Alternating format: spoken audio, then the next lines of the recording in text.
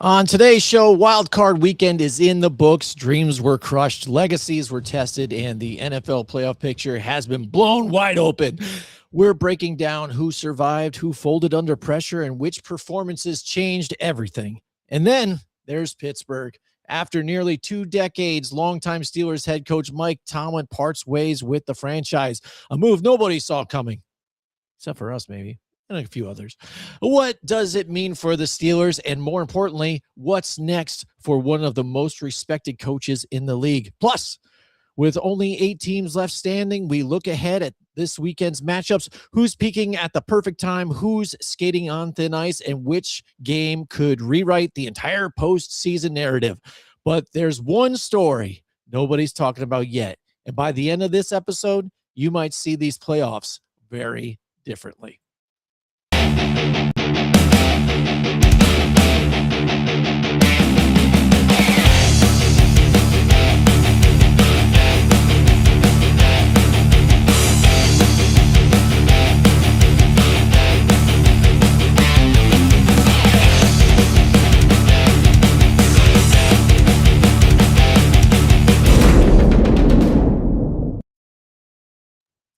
All right, what's going on, everybody? Welcome to another episode of the Blindside Blitz. I am Jim McPhee, and right there's my compadre, Mr. Joe DeCapita. What's going on, Blitz Nation? You know what time it is. Time to talk some football. We need you guys live and active in the chat. So if you got a question, if you got a comment, if you got an opinion, drop it down below in the comments. We'll read it on the air and all that good stuff. We'll give you guys credit. But that's what this show's about, is being interactive. Jim, I got to tell you, I'm a little inspired by that introduction. You know hey, you did a good job, bro. Thank you. I'm all amped up. You got me all amped up to do the show now. Now we're all ready to go, ready to rock and roll. But I'm ready to get amped up too, man. Because after this weekend's games, man. Whoa. Can you here? So first thing, right? Time to sit on the couch, Joe. Right? What's open? Let's let it all out. Come on. First thing, it's therapy. We saw yet again. And this is not anything new, but in Philadelphia, we saw yet another blowout between Nick Sirianni and A.J. Brown, the wide receiver. And then after everything's all said and done, they're like, oh, well, A.J.'s a great player, blah, blah. He's going to work through some things and everything. And then Brown, the other way around, is just like, oh, yeah, Nick Sirianni, blah, blah, blah. Like, we're just going to keep everything copacetic in, PR reasons. But what you're going to jump all over A.J. Brown because he didn't make a catch down the sideline when he did try. He made the attempt. He tried to make that catch around the corner, and he just simply didn't make it. So you're going to lose your mind over that guy. But by the way, on that play, he was being interfered with. Yeah, no call. So I mean, if you want to be mad at anybody, Nick, be mad at the referees on that one. Yeah, like could he have made the catch? Sure. He could have. We've seen some tremendous catches by A.J. Brown, but just didn't make that one. So, I don't know. It's been absolutely insane, this playoff. Jaguars falling, Bills rising. I mean, you name it. We kind of anticipated this playoff run being spectacular, being action-packed. And, however, there was a game also that was pretty boring, and that was the Patriot game. Oh, yeah, absolutely. So let's get into Saturday's games. The Rams defeat the Panthers in a tight one, 34-31. Yeah. And it wasn't looking good for the Rams. No. Absolutely. I mean, early on, it was something I had talked about. I thought maybe weather might have been an issue, but it's Carolina, but I didn't figure there was going to be an error. It wasn't. And Matthew Stafford still struggled.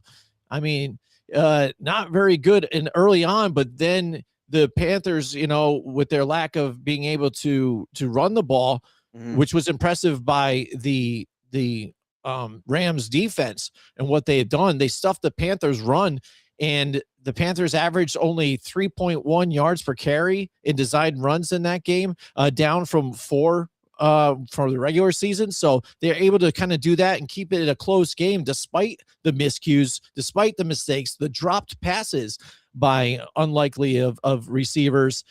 And they managed to get out, with a win, and they were lucky even too towards the end of that game, giving the ball back to the Panthers, but just the Panthers, it seems like they never ran like that minute drill before at all or something like that, because defensively they were 10 to 15 yards back, giving all the Rams, if you give that to Sean McVay and the Rams, they're going to take all that dink and dunk underneath stuff all day. And that's what they did. Drove right down, scored. And then offensively, too many deep routes trying to get chunk change quick and just botched it completely. But, from a team that probably wasn't expected to be there and their first time making the playoffs under head coach, they played well, and hopefully they can learn from this moving forward.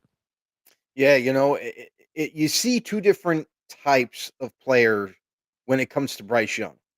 Like we alluded to that before we even got to this game, where it's like, okay, playoff weekend, just a couple things to watch out for. Like, what Bryce Young are we getting?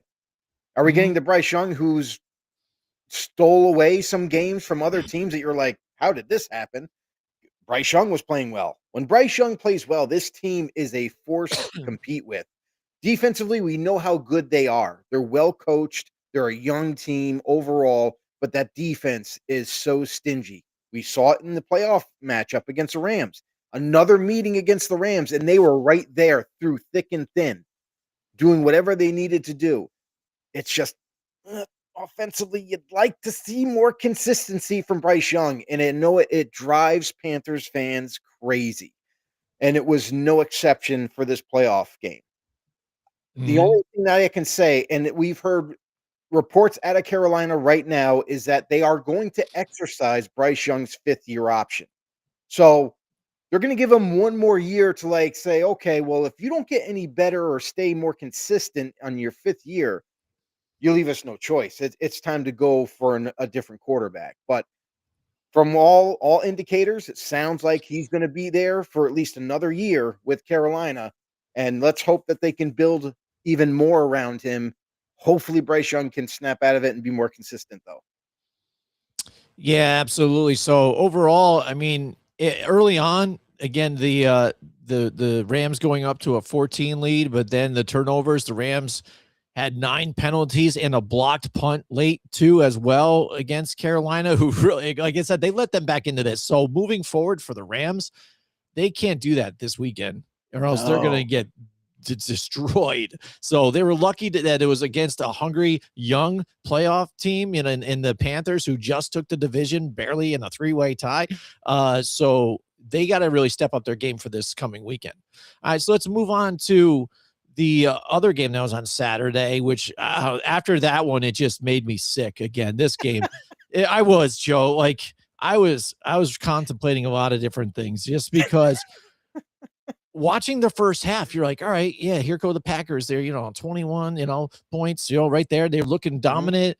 Yep. And I was watching it with my father-in-law. I'm watching this, and we're like, it's going to turn around the next half. We can just see it. Next half's going to be all Bears. They're going to get right back into this game. And at the end, they're going to be there. And wouldn't you know it, coming right out of halftime, the Packers even had the ball. They had a chance to kick the field goal before halftime, score points, and then they were getting the ball back. So they could have doubled down. Instead, they missed the field goal with McManus, which he's probably not going to be on the team next year, and couldn't get the ball going at all. I would say about the Chicago Bears, although their defense wasn't great in the first half and even in some of the passing game, they were stuffing the run, and Josh Jacobs wasn't going nowhere, especially in the second half.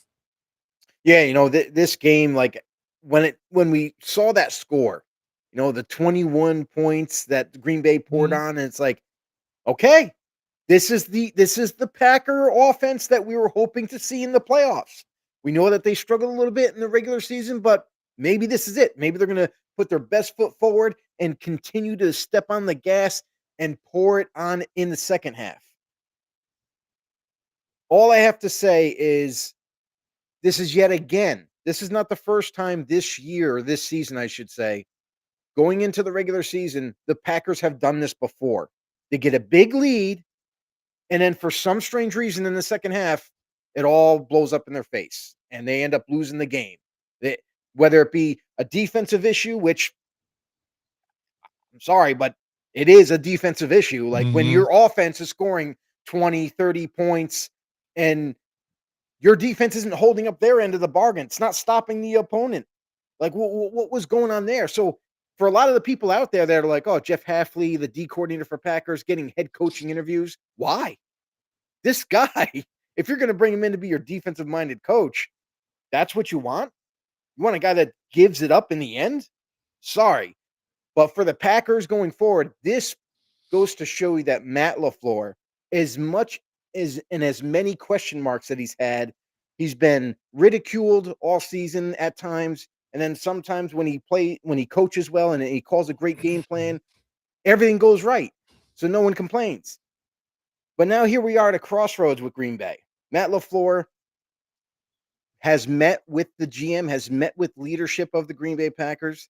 It sounds like they're going to extend him, give him an extension, which is the right move.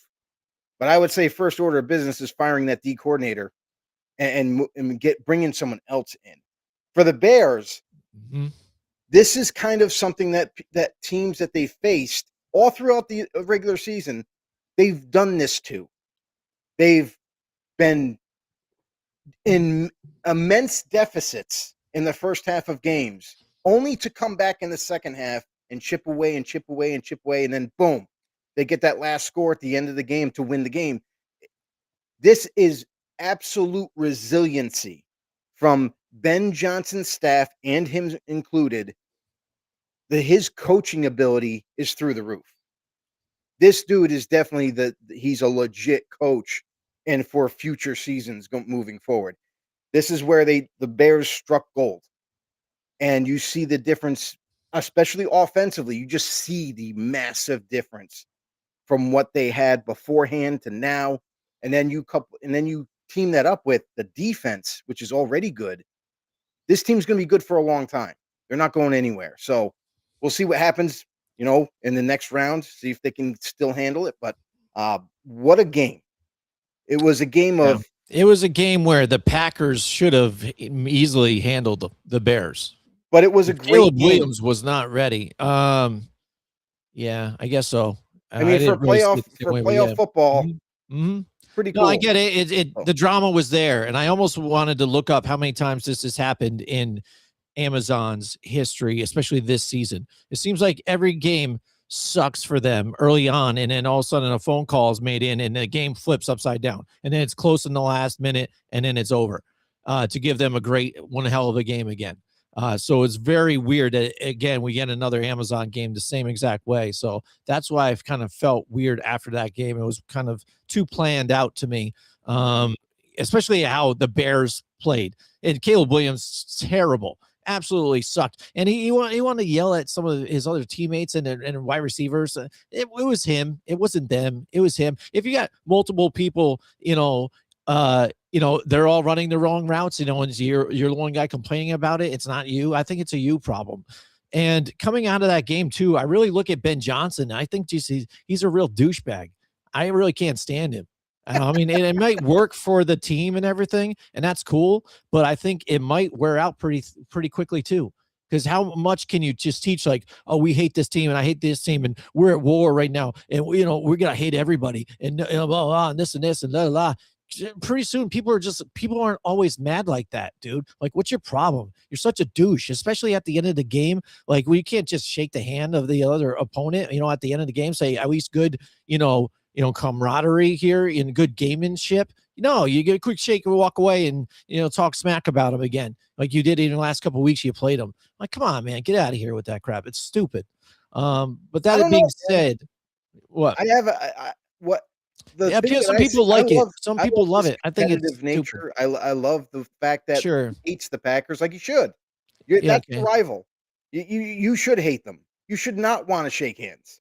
And we've seen this debate happen before where, like, the NFL kind of encourages it, basically, like, makes these coaches shake at the end of games. But if there's dissension, if there's, like, animosity, it's like, I don't fault anybody and just move on.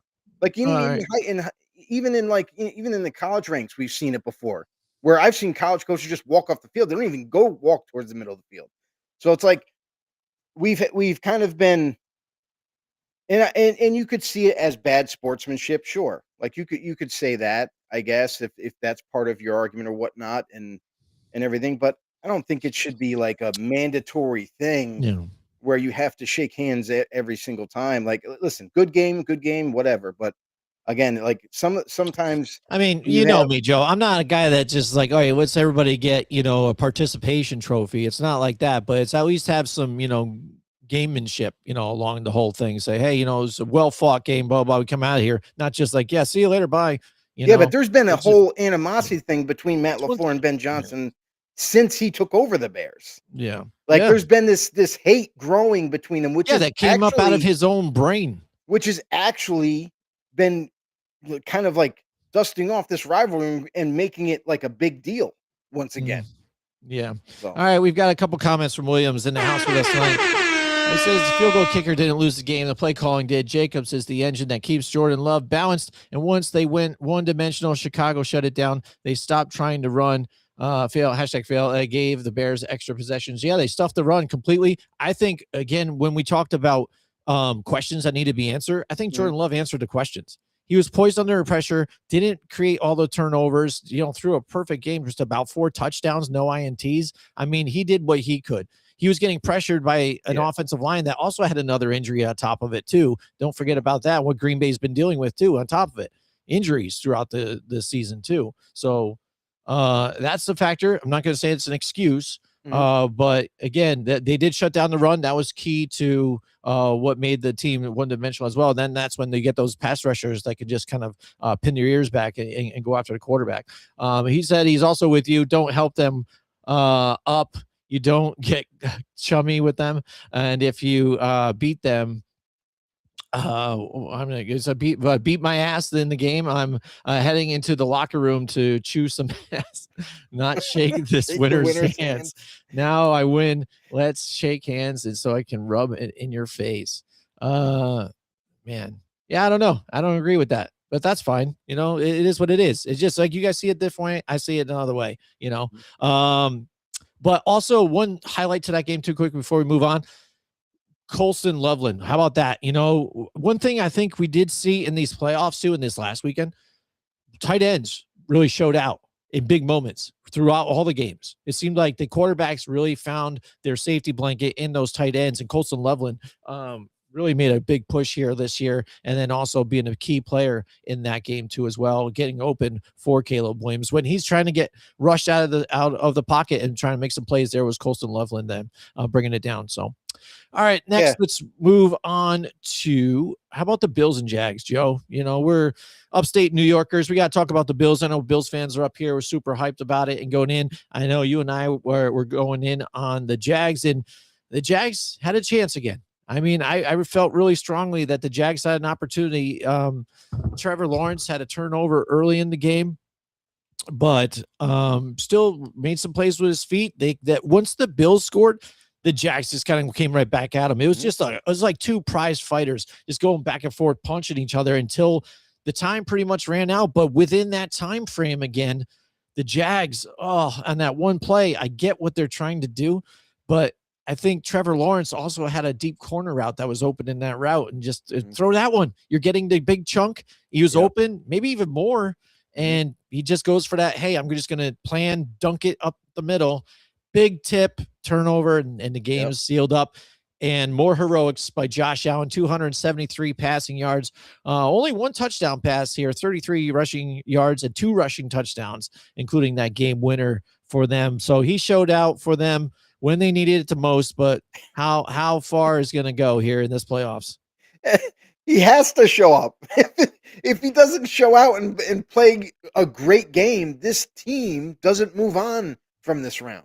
That's the thing, is we were talking about that. Is other people on the team going to step up?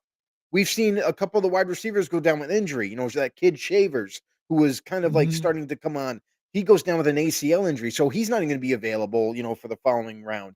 And it's Josh Allen or nothing.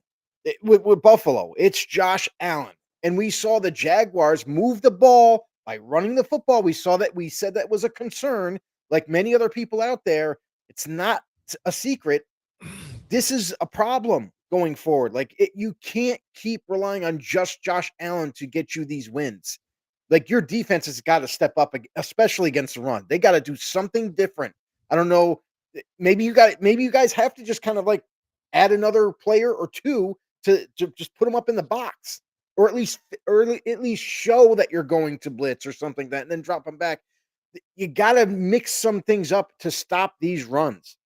So going into the next round, it's still going to be a concern. Everybody knows what their liabilities are, but Josh Allen is going to have to continue to score and score and score, not only just to keep them in the games, but also even to try to come back and win them. So it's only going to get harder from here. That's the beauty of the playoffs, is every time you win, it gets harder, or at least it's supposed to get harder. So the Bills were, I'm not going to say lucky, because they did play like Josh Allen in that offense. They played well enough to get the win, but it was dicey at times and wasn't as fluid as you'd like to see. So for the Bills moving forward, somebody else has got to step up in the receiving group. Somebody, like, I know they don't have much at their disposal, but Brandon Cooks might have to take on a larger role now. Like, he might have to be the guy that stands up and stands out and makes some plays other than Khalil Shakir.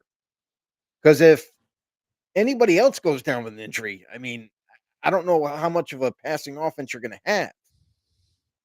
Yeah, that defense, again, now we saw it play out.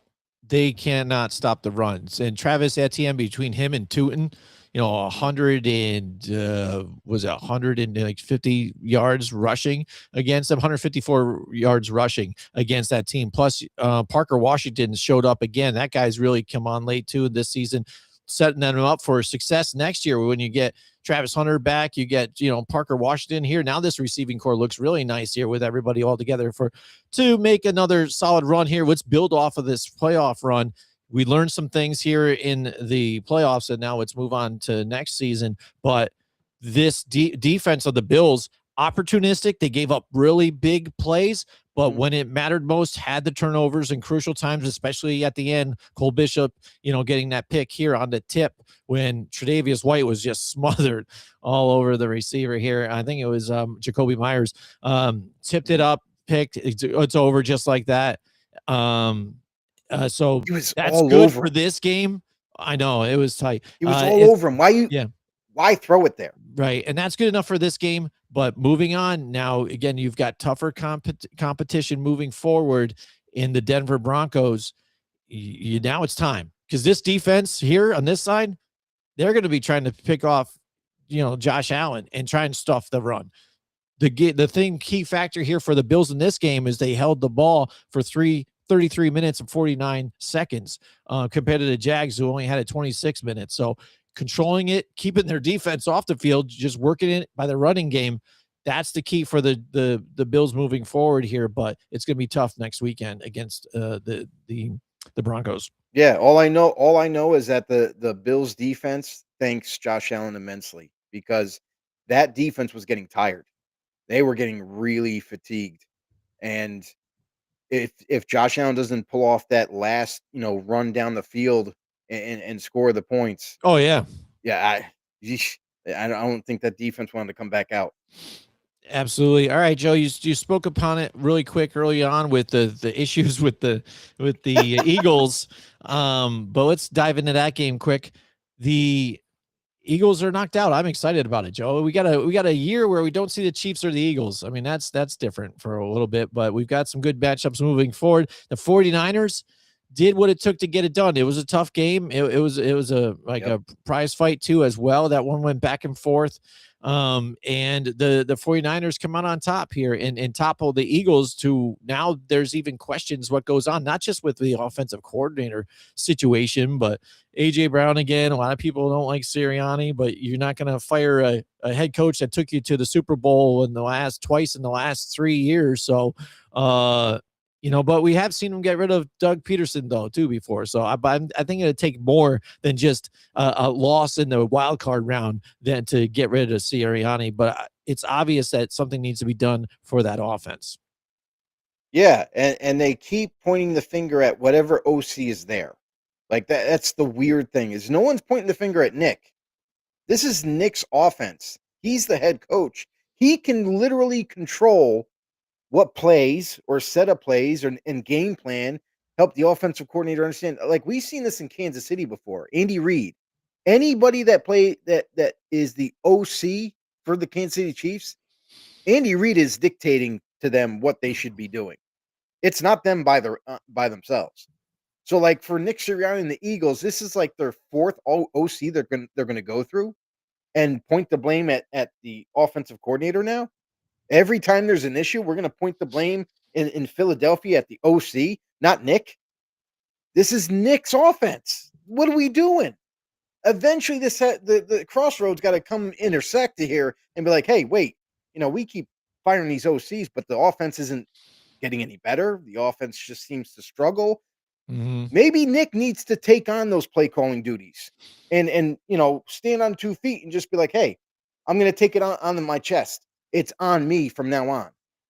Because this whole experimental, we're going to hire this OC, we're going to hire that OC, we're going to fire this guy, fire that guy. There's no continuity with the play calling. Mm-hmm. You got Nick who's kind of just, I'm the head coach. I don't need to call plays anymore. Maybe you need to. It's that simple. Maybe you need to, because that was the whole reason you were brought into Philadelphia was because you were an offensive-minded Mm-hmm. coach. They wanted you to work with Jalen Hurts. And now every year we're just going to pass the buck down the road at the OC position. It's at some point that's got to stop, and the blame has to fall on Nick for not making the necessary changes, even in midseason. Why didn't he take over the play calling duties? If there was such a issue with I forgot his name is like Patullo or something like that. Yeah. If you're going to keep pointing the blame at him, take the playbook away from him. If he's the problem, you should have took the playbook away and said, "Hey, no, I'm going to call the offense." We've seen other guys do it. We've seen Andy Reid do it at times. We even saw a dude that didn't belong calling plays in Detroit. Mm-hmm. That he had no business. But again, Nick, this is on you. That's how I see this offense. If it's struggling, you have the same players. Yeah. And I don't hear any of the Philly fans out there top 10 what for Jalen Hurts? Is he a top 10 quarterback? No, he's I not. don't think so. He just proved to you in crunch time, in the playoffs, this is where he needs to play his best football, and he falters. Right. Sorry, but not sorry. Well, I think partially is what the offensive coordinator was doing with Jalen Hurts too, is taking away the ball when he runs it, like design runs for him. They I think reduced it from like 96 runs. I think he's had like last year compared to I think like 45 this year or something like that, 48. I know it was something like cut it in half. Yeah, like design runs. Dramatic. And just like what Lamar Jackson, I'm not saying they're both the same people, but the same type of thing, and same thing with Josh Allen. What makes them special is the dual threat. And when you take that away from Jalen Hurts, then he's just a game manager. Well, he's a little better than game manager, but he's not a top 5. Yeah, he's not above a top average. 5. He's definitely above average. And that's what you see. And where, if you can't get it to the guys, your main key guys like AJ Brown, you're setting it up to Devontae Smith, who is getting some plays here for them moving forward. And if it wasn't for Brock Purdy with those 2 late interceptions, we're not even talking about this being even a closer game. Right. And looking at Brock Purdy and the 49ers now moving forward, Christian McCaffrey again needs to be kind of your bell cow in doing your rushing yards on the ground, but also get involved in the passing game, getting 2 receiving touchdowns in that one. But Brock Purdy, he's got the questions to be answered. We saw him go all the way to a Super Bowl before, and it kind of looked like the moment got to him. Now in this one, you give up 2 INTs to pair up with your 2 touchdowns. That's not going to cut it moving forward against these teams here as you roll deep into this playoffs here if you want to make that Super Bowl run. So he's got to clean up some mistakes here. The defense was doing pretty good, but again, the wrapping up in tackles, but the rushing attack, you got to be able to stop the run on top of it too. You can't let Saquon Barkley get over 100 yards rushing either. So there's some questions to be had for the 49ers moving forward. It was a tight game. I'm excited that the Eagles are out of it. So, Joe, Of no course you stress are. there. Of course you are. And I don't know. It's tough to, I don't know who I'm even rooting for moving forward in these playoffs. Well, It's I crazy. mean, for this game in particular, I felt that not only did both offenses at times they struggled, like Jalen Hurts, we already kind of talked about him. Brock Purdy, he threw those 2 picks. Can't do that going forward. You're right. However, the defenses for both teams, they didn't show up half the time. Like, Mm-hmm. this is a Eagles defense led by Vic Fangio that we expected to be high pressure, stop the run, don't let McCaffrey become too much of a factor, and that we saw that Eagles defense struggle through that whole game. And likewise for the Niners. At Mm-hmm. least the Niners got a little bit of more of an excuse because they're playing with like backups at linebacker, they're playing with backups at that D line. I mean, Robert Saleh is doing a tremendous job with San Francisco in that defense because he's been able to, no matter who's been starting, they even called up Eric Kendricks for this game, who's been on the Mm-hmm. practice squad for like, I don't know, 3-4 weeks. Yep. Now he finally got to start. So it's like, no matter what happens, the defense is okay, Yeah. but it's not going to be like the Niner defense we're used to because of the lack of starting talent that's out there. The one good thing this week that the Niner fans have heard is that Fred Warner is due to start practicing now. Now, don't know if that means he'll be able to play in this upcoming playoff game, if he'll be 100% ready to go. But if he is, with him on the football field as yet again the defensive captain, the guy that controls the defense, will get everybody in the right spots, and the defense could see an uptick that way. Yeah, definitely. One bright spot for the 49ers is Lenore on the sides, for the corner position. Really He's a locked good down, corner. and people are just not throwing his way. But yeah, they've Very definitely done. underrated secondary, I'll tell you that much. Yeah, Very definitely. underrated. So let's move on to the news that broke late this afternoon, Joe. Mike Tomlin now is out of Pittsburgh, walks away from the team. They go mutual ways. So what is next for Mike Tomlin, and what is next for the Steelers? Now, without their head coach, longtime head coach, no losing seasons in 19 consecutive seasons with a 500 or better record, longest streaks to start an NFL coaching career, actually, too. Mm-hmm. He's got one Super Bowl win in 2008, and he appeared in Super Bowl, I don't know what the hell those letters are, but 2010. Damn Roman numerals. Always screwing me up. But yeah, so to be fair with Tomlin, his situation is different, unlike other coaches. He didn't get fired. He decided to step down. So technically, he was under contract through this upcoming season. I don't know if he's in for 27, but I think it's just through 26 is when his contract runs through. Here's the issue. If he wanted to coach a different team, he would have to be traded. He would not be able to just go and sign with another team because he didn't get fired. Mm-hmm. So the Pittsburgh Steelers still hold his contractual rights through 2026. So if anybody was interested, or if Tomlin wants to, they would have to perform a trade. We've seen trades like this happen before, giving up first round picks, second round picks, whatnot, to get a deal done. Sean Payton, he comes to mind. Yes. Sean Payton, the Denver Broncos, he was still under contractual rights with the New Orleans Saints. In order for Denver Broncos to hire him as their head coach, they had to give up their first round pick, their second round pick, and a future third. Mm-hmm. To me, that's a lot of freaking. It is a lot of compensation there for a coach, but if that's what you want to do, that's what you want to do. It seems right now it's working for him. It sounds like Mike Tomlin might just take the season off, though. Mm-hmm. There's been kind of people close to Mike Tomlin that have kind of expressed this and said, like, well, he's not in a rush. Like, if he really wants to coach a different team, he's going to get the job and someone will trade for him. But it sounds like to me, the people that are closest to him, it sounds like he might just take this year off anyway. Kind of like what Mike Vrabel did. Mike Vrabel kind of took a year off after he got fired with Tennessee. He worked in the front office or something for Cleveland for a season and then came back and then got was the top-notch candidate for a lot of teams. Yeah. I think Tomlin, it's gonna happen the same way. I think, like, if he does if he has those interests to, like, maybe just take a season off, maybe get into, like, the booth a little bit, you know what I mean, just to stay Yep. busy or something. Maybe that's kind of the course he's gonna take, is take a season off from 26, come back in the 27 coaching cycle, and then go find a new job then. But that's what it sounds like.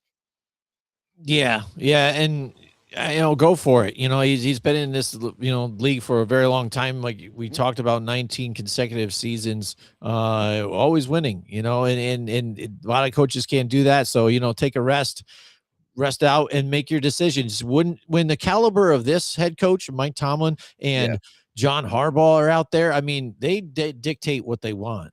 And Mhm. this coaching carousel this year, I think, is one of the most intriguing ones that I've seen in recent memory, because of the fact that the caliber of coaches that's out there, they can just dictate when and go whenever they want. They're in no rush at all.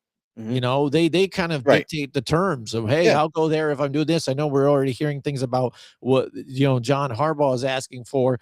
He hasn't even done even official interviews. Yeah, he's done like Zoom type of meetings and setups that way, but taking their time, picking what they want. And as this playoffs unfolds too, there's still talk about even more coaching jobs that could be done after this. We could go up to 10 coaching jobs available Mhm. right now in this offseason. And these guys could have their pick, or walk away, like you said, chill out, and then see what happens next year, see how they feel. We've seen multiple coaches do this, go into Yeah. the television, and then go back, especially because of the contract thing. I think that's an Mhm. interesting factor there.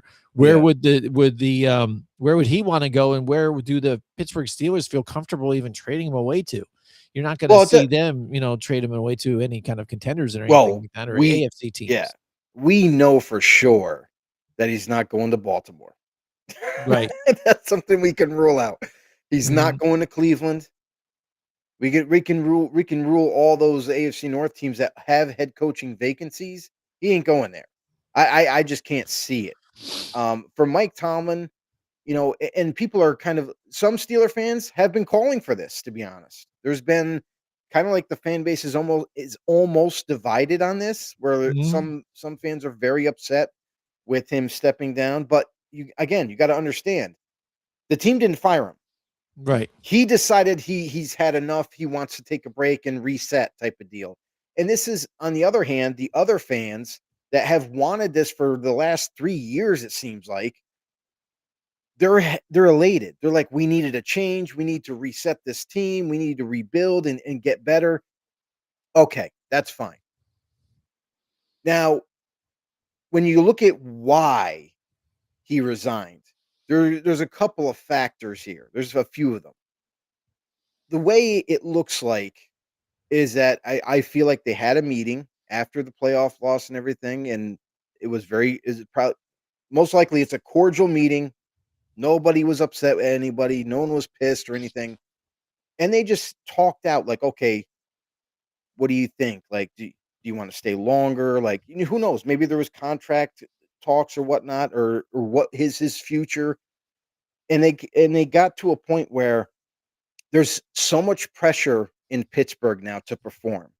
Mike Tomlin had and his coaching staff have helped this team to basically, like, you know, give the fans everything they want in a competitive team every single year for the last 19 seasons.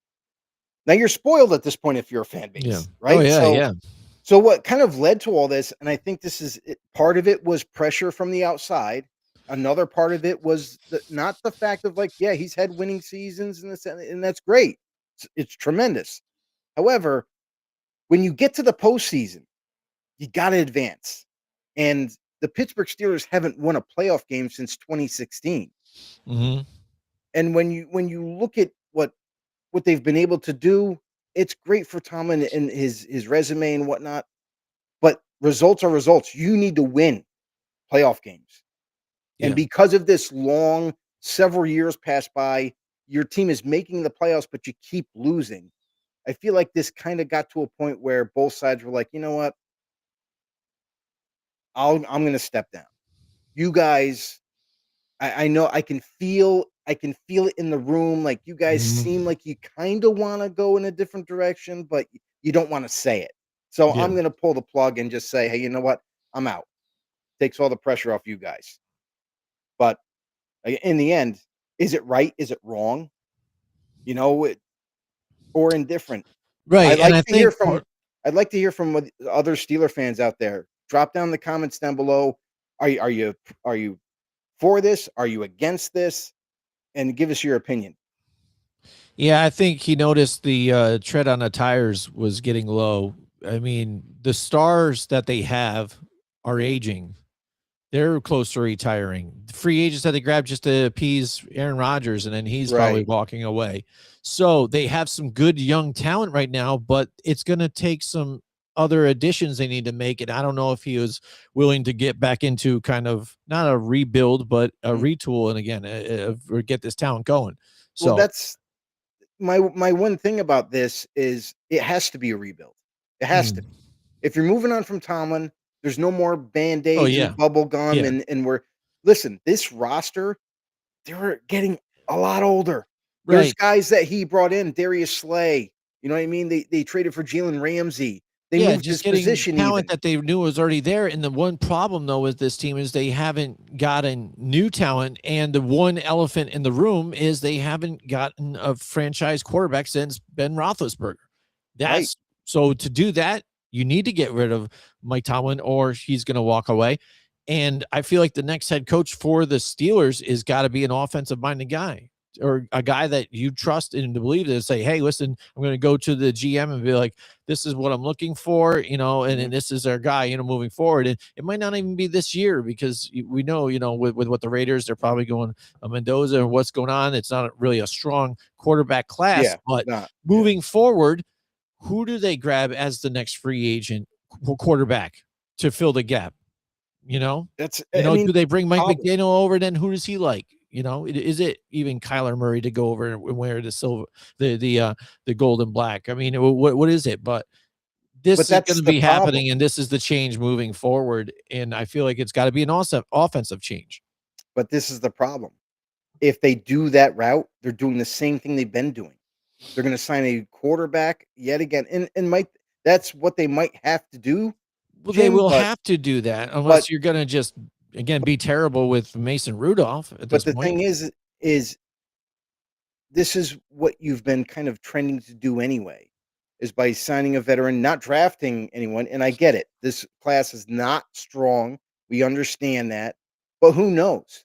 Every once in a while in these drafts, teams seem to find quarterbacks middle rounds, late rounds, and they seem to kind of now it's a rarity, I get it, but you never know with this class too. Like there could be a guy who isn't as gifted right now, but if a team drafts him in the middle rounds and they work with him, and then who knows, maybe he shines.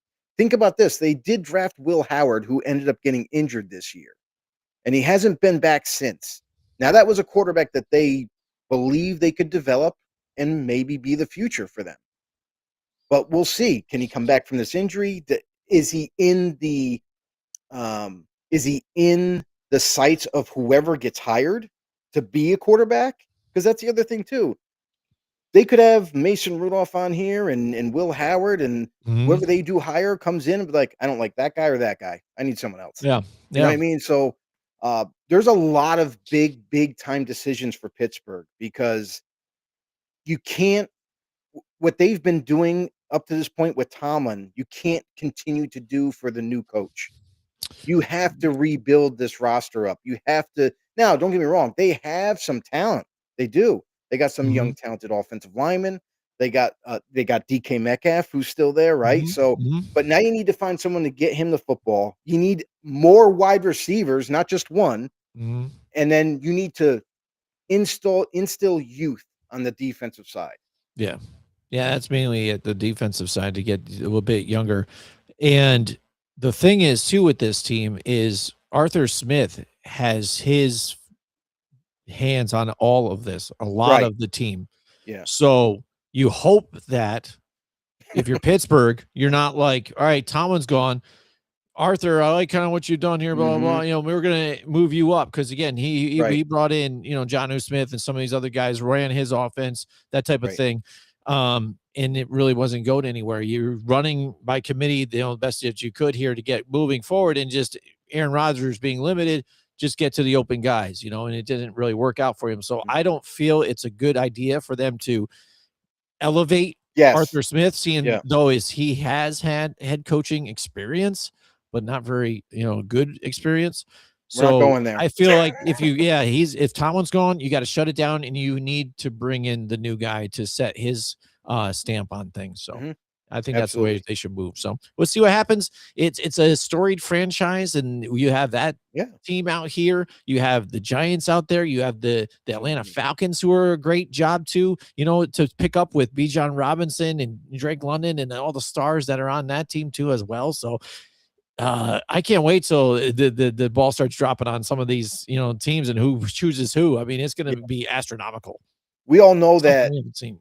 with as crazy as the candidates that have been popping up, coaches that like John Harbaugh, we all know he's the belle of the ball. We know that everybody is waiting to see where he's gonna decide to go. You know, like, and he hasn't even taken interviews, by the way. Like the No. one thing, the one new piece of information that we got was that John Harbaugh has been conducting this week. He's been conducting phone calls and Yeah. extensively long phone calls with Yeah. certain teams. Hmm. It hasn't been the whole. He isn't casting a wide net. He's looking at the teams, their stature, where they sit, cap compliant. Do they have a high draft pick? You know, what's the structure look like in the front office? Um, and what he's narrowed it down to, what it seems like, is 5 teams. It seems like the Giants, I would think Giants are number 1 on his list. That's what I'm gonna assume. Um, I know he's very intrigued by Tennessee, believe it or not.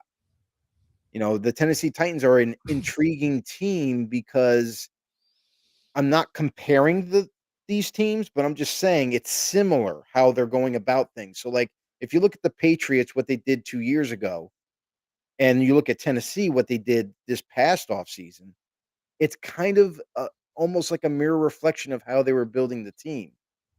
But they got a new quarterback now, and now he's going into his 2nd year, so might entice maybe Harbaugh. He likes the defense and all that. So, it's an intriguing team. Cleveland Browns is on the Yeah. list.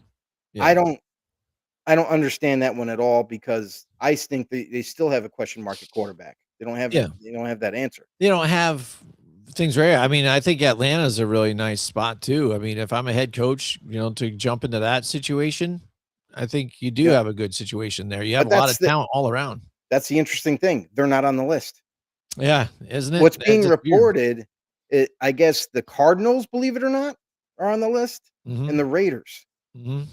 which I felt very it perked my interest, I'll say, especially the Cardinals. Yeah. The Cardinals was like, "Oh, they're coming out of left field." They've been so quiet during this whole cycle that it's almost eerily weird how quiet they've been. Right, So, and it's almost like, well, what's bringing him there? I mean, is it the contract? Is the money? Is it the power? And that's what I was mm, afraid of. Like when you talk about the Titans, you remember Amy Adams Strunk yeah, pushed out yeah, Vrabel. right. Like he didn't want to go. Like she pushed him out. Like, hey, no, you want too much. This and blah blah. This and that. No, it's not. No, she And just made she that screwed up. decision. She screwed up. And but she's willing to do this for like Jim Harbaugh or John Harbaugh. I don't know. Oh, here's You the know what I other mean? thing, I though. think that's an erratic situation. I would stay far away But from Tennessee if also, I was him. like you mentioned, like she got rid of Vrabel, right? Like she came Mm, in, I'm the owner now. You're fired. Why? I want to start clean. I want to start clean no matter what. Okay, let's hire Brian Callahan. How long did Brian Callahan last? mhm. 1 season. Oh yeah. Mhm. Done. She fired him too. So like if you're not going to have any patience at all as an owner, let you need to have some advice from your GM. I know she's Mhm. and kudos to her. Like she's trying to learn the game, learn the business and all that and make the necessary decisions. But here's the thing is if you're that new to this whole sport and you're that new to being an owner of a NFL football team, don't you think you should lean on someone that you hired to run the team, like your GM? Maybe you get some advice from that person who's been there, done that. Yeah. I think this. You're right, Jim. I agree with you. Like Tennessee, as much as it might be an interesting place to go, you also got to look into that with the owner. Like, how safe am I if I take this job? Am I going to Mhm. get? Because I'm not coming to your franchise if I'm John Harbaugh for 2-3 years. I'm looking for a 5-7 year deal. Like I'm looking long term, Yeah. possibly to end my career. Yep, absolutely. So there you go. Legendary stuff going down in the NFL right now. We're going to be following it week to week as it comes out to play. But here we go. We've got the playoffs going again. The next set of round, the divisional round matchups. 8 teams left. Only 4 will be left over after it's all said and done, Joe. And the ashes from the That's ashes, the right. Phoenix will rise. And let's talk about the Bills and the Broncos matchup quick here first. Saturday, January 17th. Broncos at home. They've got a week off. Will they start off a bit sluggish? I Rusty? think I think the offense is going to be rusty altogether, in the beginning, Okay. and I think I could this see it. offense for the Broncos, though, too, hasn't even been stellar. It's kind of funny when we were also talking about like the Chiefs, like last year, right? We Yeah. were like, hey, the Chiefs, they look good and they're winning, but we still haven't seen them at their potential yet. Like I haven't seen that The yet. Like, best you of know what I them. mean? Yeah. Yeah, the best of them. They just haven't played it offensively. Right. Defense, they are, but offensively, we just haven't seen it.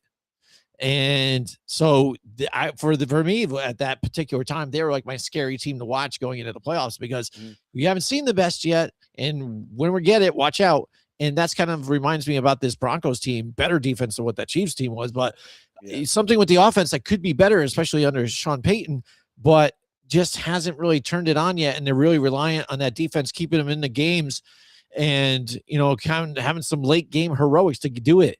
Same thing with the Bills, though. On the other side, they don't have a good defense, but the late game heroics and Josh Allen, this plays right into the Broncos kind of thing. It's like, hello, Mhm. Josh Allen, said the spider, to the Josh Allen, hey, come on into my little web, it's bringing it right into the nest. It's like, and this defense is like, oh, we got him now. We've seen it in the previous games. Pressure Josh Allen, force him to make mistakes. Don't let him run. Hold him back running around that line of scrimmage. And these receivers aren't going to get open. He's got to try and go to, Dawson Knox or Dalton Kincaid, some trying to dish it off and also stuff that running game. So this is going to be a really tough matchup here. I'm excited to watch this game, but Yeah. the Broncos, they're salivating at this one here. Absolutely. I mean, this is a team that you just mentioned, like they were the better defense, not just in the AFC West, but in the league. Like Mhm. they are a legit defense. They will pressure you like no other. And that's what I love about this defense, by the way, is Vance Joseph, the D coordinator. He calls a great defense, but stays aggressive throughout. Hey, they might get beat every once in a while. They might give up 10, 15, 20 yards every once in a while on a big play. But man, is this defense, they come after you. They continue to do so. Josh Allen is going to have to find some new and inventive ways to kind of keep the Broncos on their heels, but it's going to be a tough matchup for sure. I worry about this matchup for the Buffalo Bills because now that you made it this far and the way that you played against Jacksonville, that won't work against Denver. Denver will capitalize on your mistakes, especially defensively. I have an issue and concern for the Denver Broncos as well.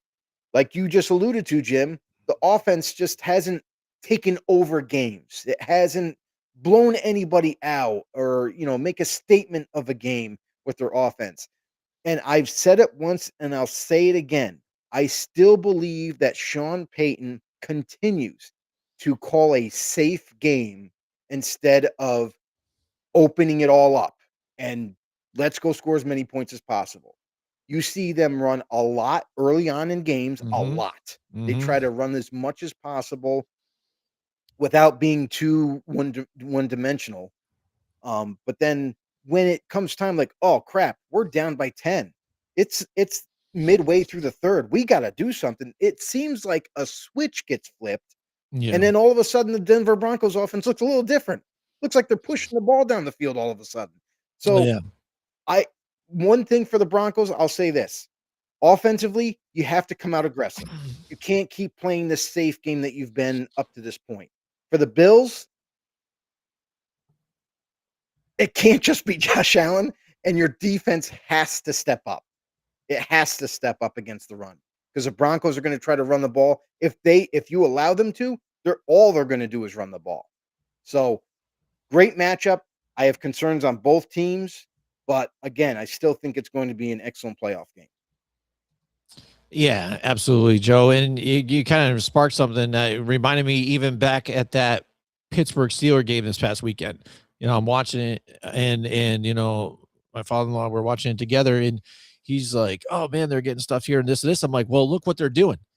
You're running, and then your screen pass. That was the offense of the Steelers. Yeah, Let's run and let's throw behind the line of scrimmage. That doesn't move the ball forward." And this is what happens with the Denver Broncos at the same time. You run the ball or you dish it out to Harvey or somebody at the end or a bubble screen. Okay, it looks cool and whatever. It might get you some chunk to kind of mimic a run game. But when you're doing it 3 downs or 2 out of the 3, you're not moving the offense. You're not moving the ball downfield. Get things open to try and open it up deeper. And finally, at the end of the game with the Steelers, they were able to do that a little bit. They're like, oh, now they're moving the ball. Oh my goodness, you're throwing it past 5 yards. It's ridiculous. Yeah. And this is where I think the Broncos fall into the same path. Next week, let's just be safe. Let's just be safe. All right, we're just gonna be safe. Yeah. So next let's talk about the Texans and the Patriots. Now the Patriots at home. Mm-hmm. Here's to where they've got to just kind of prove who they are too as well. We know that Mike Vrabel is who he is, and they've talked this team really up. They've kind of turned right around, from a dismal season last year. Coming in, changing them around. Drake May is playing the best that he has ever. Everybody talks about the weak schedule, though. There's a lot of non-believers about this team. Mm-hmm. They are tough at home, too. You've got the all-around balanced team. The defense is good on top of it. You've got Chase on, guys like him making plays for the Patriots. Gonzalez shut down corner here on the back end, too, as well. And I fear for the Texans to not get those jitters. It really looked like C.J. Stroud, for some reason, just had the jitters this past game.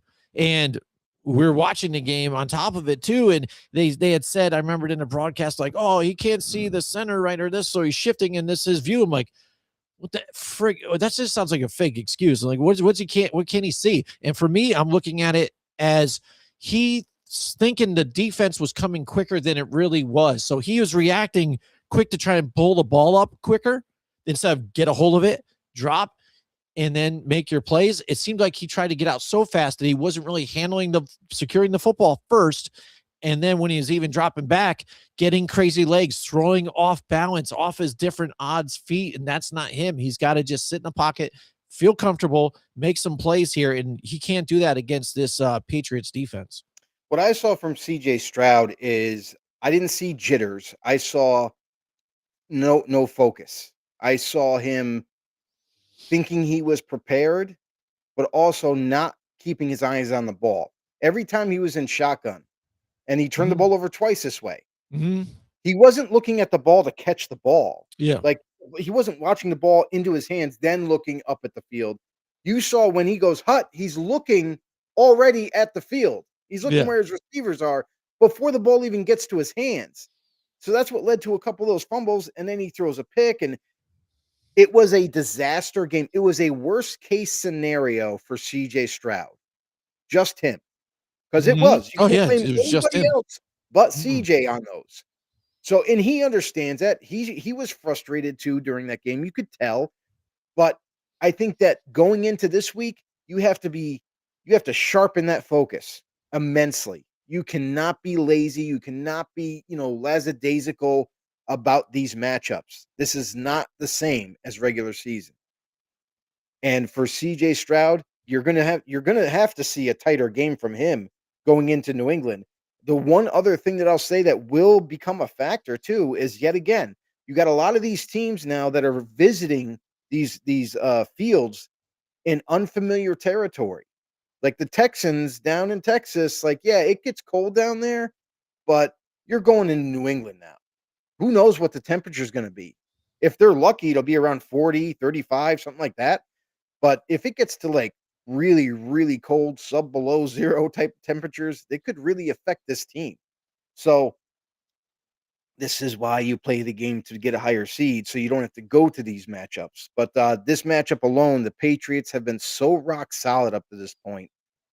Again, they didn't look as explosive this past game. They just didn't. I Yeah. wonder if it's good if they're going to. I mean, I would assume that they're just going to be like, okay, we were a little rusty. We weren't really sure what we're, whatever. This matchup is critical for both teams Mm-hmm. because the Texans, I feel like, have this. They obviously they have one of the best defenses. We've been saying that all year. However, the offense has been coming along. You saw some sparks there. You saw Higgins get involved. Higgins scored a Yeah. touchdown. Yeah. Nico Collins left the game. He got an injury, so there's Mhm. some questionable, is he going to be ready to go? Is it concussion related? So there's some concerns on Houston. For New England, they just need to dust off all the rust. They need to get back to what works and everything. So the great matchup by all means. I think if there's as long as there's no weather related issues for the Texans, this is going to be one of the best games to watch because the Patriots have a rock solid defense. Oh, that's who it just popped in my head. Christian Gonzalez. He Yeah. left the game with a concussion. He's being evaluated. Don't know how Yeah. severe it is. If he has to miss this game for some reason because of the concussion, could be a big thing to watch out for in terms of matchups. Nico For the Collins, big time. If he's not in the Yeah, game, I yeah, mean that's a and that's the factor thing. too. And for the Yeah. Patriots, just keep doing what you're doing. Like you are the favorite. You're supposed to win this matchup. But the Texans are one of those sneaky teams where as long as Stroud plays well, you forget about last week. Just forget about it. That will give them a run for their money for this one. Yeah, and with that injury to Nico Collins, Christian Kirk really made us showing last week too, right? How many times did we call his name? I was like, wow, look at this guy showing up, on his third team, fourth team.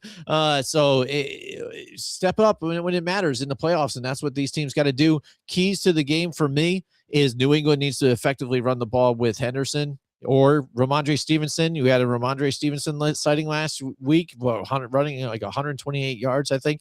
They need to effectively run the football to make it easier for Drake May and that offense to get going. And on the opposite side, like you said, I mean, the defense of the Texans is great. And the other players, Marks was playing well, along with Chubb, even too, on top of that, get that running game going. It's just reliant on Stroud. Stroud could not make the mistakes he was doing last week. Absolutely not. When it kept happening, I was just like, dude, what is this dude's problem? And I think Houston's I give D'Amico Ryans a ton of credit for just kind of just sticking with it and just kind of like, oh man, all right, and not calling them out either too, or not, because one thing too, Laura Rutledge, I swear she's on like the Mount Rushmore of some of the sideline reporters due to what the things that she asked and the questions, man. I love it, going right into halftime, say, hey, what are you going to tell CJ Stroud to limit the mistakes and stuff like that, like going right for it, and they got to give it to D'Amico Ryans and just be like, he's playing good. We had some excuse, but we're going to get it going. So it was nice to dodge Coach that speak. question. But yeah, it was absolutely good though. It was good. So Coach moving speak. on to the NFC side of the ball, we've got the 49ers and the Seattle Seahawks. Seattle Seahawks coming off their bye week, and rested to have a home game at the 12th Man Stadium. We love that there too. It's going to be rocking. They were saying something about even the Steelers, stadium rocking and rolling, and they've never seen that before, heard that before. Well, this one's going to go nuts. They might even make a record, I think, with the sound noise barrier that they have in that stadium. Those guys are crazy. But the 49ers, key to this game too, that defense is hungry too. They like to turn the ball over, and Brock Purdy needs to play a safe game. Give it to Christian McCaffrey. He's got to be your offense, and then that'll open it up for your other stars like George Kittle and Juwan Jennings too, on top of it, who's been a really big player for them as of lately as well. Yeah, Juwan Jennings was playing like a madman last week. He was angry. I loved it. Like, That's what I like to see. When you got some of these players that are just so amped up that they just want to just obliterate everybody.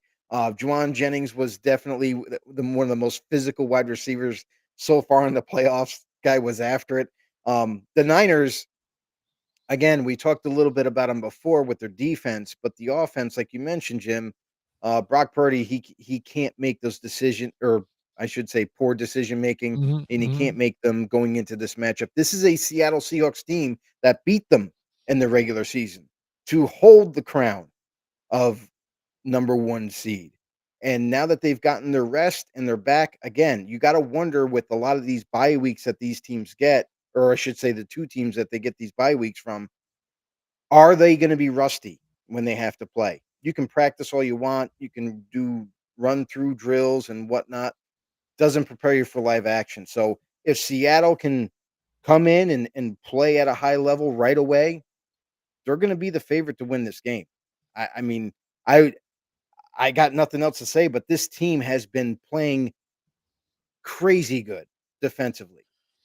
Offensively, Sam Darnold, we've seen him kind of go a little stray at moments. But I will say this, that Sam Darnold has impressed me as well in some mhm. of these matchups where he kind of still excels, especially against the Niners this regular season game that they had. Um, I look for much of the same from Seattle. They are home. They got all the momentum. Just don't come out, a little light footed. Don't come out, you know, with no intent. Mhm. If they handle all their business and they come out and don't come out flat, I think the Seattle Seahawks might edge out the Niners in this one. However, the Niners have been overcoming odds immensely, injury Mhm. wise, and they're still here, still one of the better teams. This is yet another matchup where I am like dying to watch. I cannot Yeah. wait to watch this game. Yeah. Yeah, it's like I have no real, foot in the game at all, or so. I mean, I'm just gonna watch it. Whoever comes out of it, like whatever, you know. Yeah, I mean, it's crazy. So I'm excited for that one too as well. All right, let's move on to the Los Angeles Rams and the Chicago Bears. Bears at home again to trying to extend this run into the playoffs deep here, and they face a buzzsaw of a team, and that's the Los Angeles Rams here. And the key for the Rams, though, is to get that big lead and hold on to it. You know what I mean? Because the one thing the Bears about their defense, we talk about some of the, being able to do Yeah. turnovers, stuff like that. They give up a lot of chunk plays, a lot of yardage and stuff. And this is what kind of feeds into what the Rams can do. They can take the top off of anything here, with Puka Nacua, and you got Devontae Adams on top of it, Colby Parkinson in the tight end situation too, and what he's been doing on top of it. I mean, weapons galore everywhere, and then a dual threat in the running game. This offense can just roll right through here, and the Bears. And the thing for the Rams is hold on to the lead. If you get a late, you've got a lead. The Bears have known to have that late game kind of comeback. You can't let Caleb Williams and his team kind of get back into this thing, shut it down. Matthew Stafford's got to play like his MVP self and take care of business here. Yeah, and that's the thing is you say get a lead and extend it. That's a problem for the Rams all of a sudden, it seems like. I mean, Mm-hmm. they were able to pour on points, no doubt about it, against Carolina, but again, what happened on the defense? Why'd you let Panthers score 31 points? You know what I mean? Like that's going to be looked at too. So the Rams coming into this matchup, this is the Bears. Honestly, they're another really hot team in the NFC. That this is a very seasoned defense. They are aggressive. They're tenacious. They get after you. They create turnovers. Mm-hmm. And that's what those are key moments in the game that you could just definitely shift the whole, focus of it. Uh, Stafford and company got to don't take these guys lightly. Just because you're going into Chicago and you think the travel is going to be the worst of it, maybe the weather. No, this team is legit. They're for real. And you mentioned too, like with Ben Johnson's fiery attitude and everything about how he's going into these matchups. He's got these teammates or these players. He's got them willing to run through a brick wall for him. And when you have that, that's powerful. So, well, I just hope the Rams don't take these guys lightly. Absolutely. If anything, they should have learned from last week is don't take anyone lightly. And as the weather not being a factor last week, going in Chicago, there's going to be wind, and what else could move forward for these guys? And Chicago turning the ball over, they are 9-0 in the 2025 season when forcing at least one fumble. And lately, Matthew Stafford hasn't been really securing the ball at all. So that's one key factor for Chicago. If they could do that here and kind of make some more of those turnovers, that's been their bread and butter. So we'll see. Those are all exciting games. We're excited to watch the playoff games this weekend. Joe, that's it for the show. Why don't you tell everybody how they can get some more episodes of this show and keep contributing to the group here? Yeah, we hope that you guys would, if you like the show, give it a thumbs up. Head over to YouTube for us at Grumblings Media. Make sure you hit the subscribe button for us. Don't forget to tell a friend, share it, spread the word. Why don't you guys be interactive in here? Why don't you guys drop down in the comment section down below? Give us your thoughts about the Steelers and Mike Tomlin and him stepping down and whatnot. Like, are you for it? Are you against it? And then let us know your picks for these playoff games in the second round. Who do you got in each matchup? We'll see you in the next one. All right, see you guys.